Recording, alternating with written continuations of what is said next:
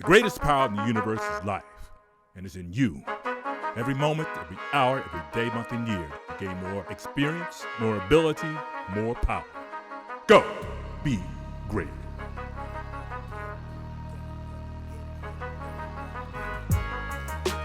You're listening to the Go Be Great podcast with Travis Wolf Sr., inspiring you to strive for greatness in everything, everywhere, every time.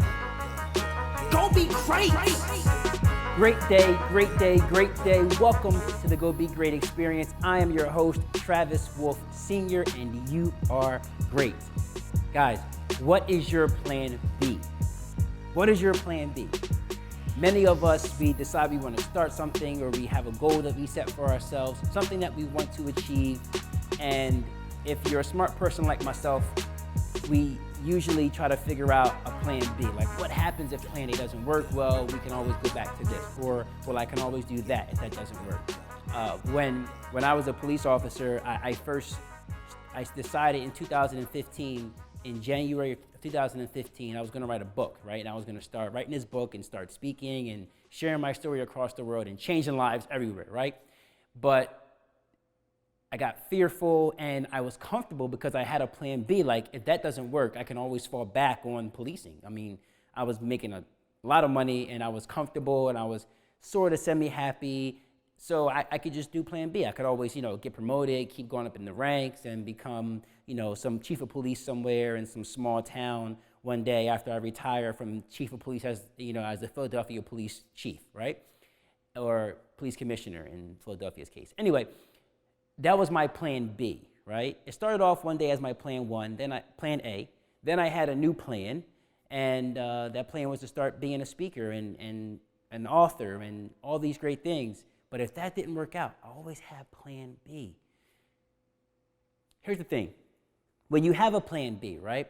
When we have a plan B, it's like, you ever see a tightrope walker? Like somebody who's walking across a tightrope.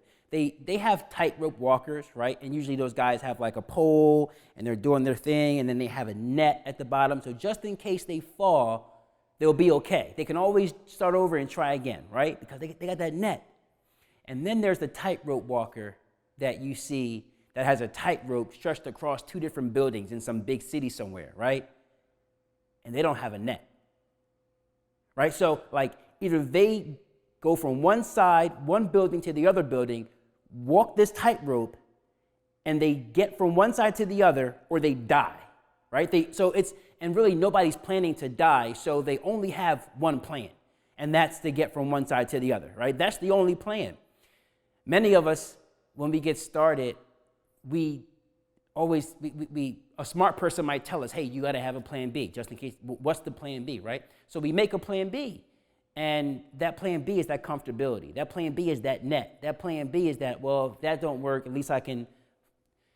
Here's the thing with that, though. Here's the trouble with that. If you have a plan B, how hard do we work to make sure plan A works? Right? If we have a plan B, like, we know we're going to be okay. If we jump off a cliff, but we have a parachute, right, we're not going to learn how to fly on the way down. Because if all else fails, we'll just pull the parachute. We'll be okay. But if you jumped off a cliff and didn't have the parachute, right, you're going to figure out how to fly. You're going to claw and scratch and scrape and hold on for dear life and figure out how to survive before you hit that ground. So the other day, someone asked me, how are you great at everything you do, right? And I'm not patting myself on the back or anything. I'm just phrasing the question the way they phrase the question. How are you great at everything you do? And it was my little brother, Aaron, right? So when Aaron asked me that, actually, he presented it as a statement. He said, you're great at everything you do, right? And I was like, man, true. And I explained to him the reason why it might appear that way to you is because whenever I do a thing, right? Whenever I decide I'm going to do a thing, I have a plan A and I have a plan B, right? And plan A is to do whatever that thing is, right? So if it's becoming a speaker, I'm going to go hard at becoming a speaker. I'm going to give it everything I got, but I'm always going to have a plan B for that, right? So plan B is if all else fails, if nothing else works, if all else fails with plan A, plan B is to figure out how to make plan A work. right? Plan B is to figure out how to make plan A work. There is no other thing. Whatever I start doing, I'm going to do that, and there is no backup plan. The only other plan is to make sure that that first plan, that initial plan, works out. So what if it fails? Well, we got to figure out how to make it work. Like, well, what if you go bankrupt? Well, we got to figure out how to make it work. Well, what if whatever. Like, I have to figure out how to make it work. That's the only other plan. And I think with that mentality, if we all had that attitude, right, toward everything that we did, right, if we developed that attitude toward everything that we put our mind to, I think a lot of us would be a lot happier. A lot of us would be a lot more successful and be more consistent, knowing that there is no net. There's no safety net for us. There is no other thing, right? So for me, I retired from my job. I didn't get a check for 10 months. Like I didn't get any income for 10 straight months while I was retiring from my job, right? That whole process took a little while.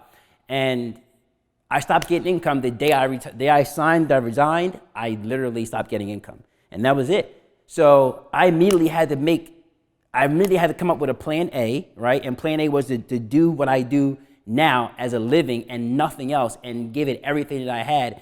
And I had to figure out how to make that work. I didn't have that safety net anymore. I didn't have those checks coming in that were going to pay the bills. So I had to figure out how I could make this pay the bills, right? So it's not always easy. And get it. Understand this. I understand that it doesn't always appear practical, right, for us, depending on what our perception is or what our perspective is when it comes to practicality. But it's not always practical to give up what you're doing and do the other thing that you know is not going to immediately yield you results, right, or immediately yield you a high income, especially if the thing we're talking about stopping or not doing or letting go is already bringing you an income.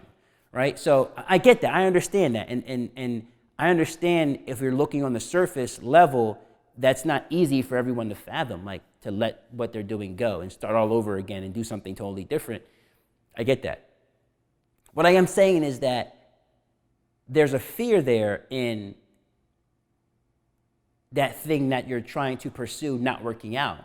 And because of that fear, you create a plan B, or we create a plan B because of that fear, because we don't want to not know what's going to happen next if that thing doesn't work out, to not have a plan in place to take care of us, to make sure that we're okay.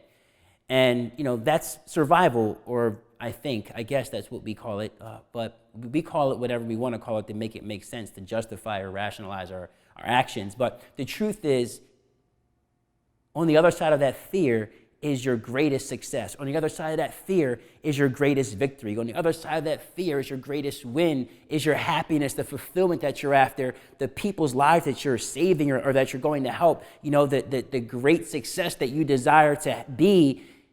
That's on the opposite side of that fear. And if we were to not give in to that fear, if we were just to keep pushing along, keep pushing through, and just find a way to make plan A work,